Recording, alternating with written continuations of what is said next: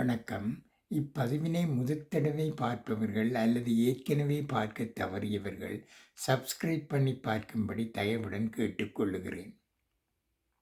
அறிந்து கொள்வோம். சாஸ்திரமும் பழமொழியும். சாமி என்ன, சாஸ்திரம் என்ன, சோதிடம் உண்மையா பொய்யா? தெரிஞ்சு கொள்வது ரொம்ப சிம்பிள். இறைவன் உள்ளானா? மந்திரங்களில் பலன் உள்ளதா? யோதிட சாஸ்திரங்கள் உண்மைதானா என்ற சந்தேகங்கள் மனிதர்கள் பலருக்கும் ஏற்படுவது வழக்கம். குறிப்பாக கஷ்டப்படும் காலங்களில் இந்த சந்தேகம் நீக்கமற நிறைந்திருக்கும். இதையும் சோதித்து பார்த்து உறுதி செய்ய வழி இருக்குதாம். எப்படி தெரியுமா? திருநெல்வேலி மாவட்டத்தில் வழக்கத்தில் இருந்து வரும் ஒரு பழமொழி இதற்கு சான்றளிக்கிறது. முதலாவது, மந்திரம்தான் பொய்யானால் பாம்பை பாரு. இரண்டாவது, மருந்துதான் பொய்யானால் வானம் பாரு. மூன்றாவது, சாஸ்திரம் பொய்யானால் கிரகணம் பாரு.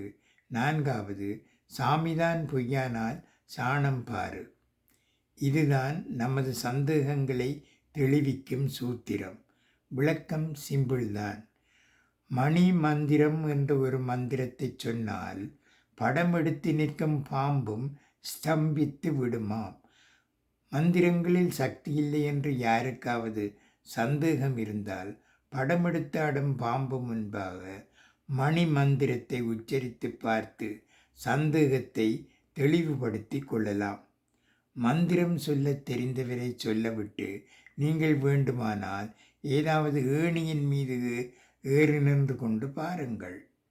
மருந்துதான் பொய்யானால் வானம் பாரு. வான வேடிக்கை பட்டாசுகளுக்குள் இருக்கும் கரி மருந்துகள்தான் அந்த வெடியை வானத்துக்கு தூக்கிச் சென்று வண்ண கோலங்கள் காண்பிக்கிறது. மருந்தின் சக்தியை தெரிந்து கொள்ள வான வேடிக்கையை பாருங்கள் என்பதுதான் இதன் பொருள். சாஸ்திரம்தான் பொய்யானால் கிரகணம் பாரு.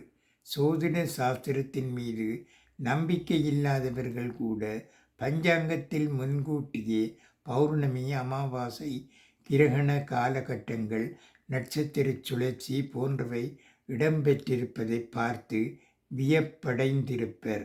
எனவே சோதிடம் பொய் கிடையாது, அது அறிவியல் என்பதை கிரகணம் குறித்து பஞ்சாங்கம் சொல்லியுள்ளதை பார்த்து தெரிந்து கொள்ளலாம் என்பது அதன் பொருள். சாமிதான் பொய்யானால் சாணம் பாரு. இது ரொம்ப சுவாரஸ்யமான விஷயம்.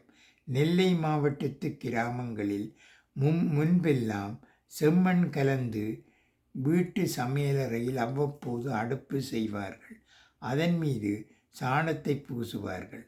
ஒரு அடுப்பு பீந்தவுடன் புதிதாக அடுப்பு உருவாக்கும் போது பசு சாணத்தை எடுத்து அதை விநாயகர் என்று உருவம் பிடித்து வணங்குவார்கள். அதன் பிறகே அடுப்பு செய்வார்கள். இப்படி விநாயகர் உருவம் பிடித்த சாணத்தை பிறகு தூக்கி போட்டு விடுவார்கள். அதில்தான் ஆச்சரியம் என்னவென்றால், விநாயகர் என்று கும்பிட்ட அந்த சாணத்தில் மட்டும் கரையான் அரிக்காது. மற்றும்படி தெருவில் குறிப்பிட்ட நேரத்துக்கு பிறகும் கிடைக்கும் சாணத்தில் கரையான் குடியேறி அதை சாப்பிடும். விநாயகர் என்று நாம் உருவேற்றிவிட்ட அந்த சாணத்தில் கரையான்கள் சேட்டை செய்யாது.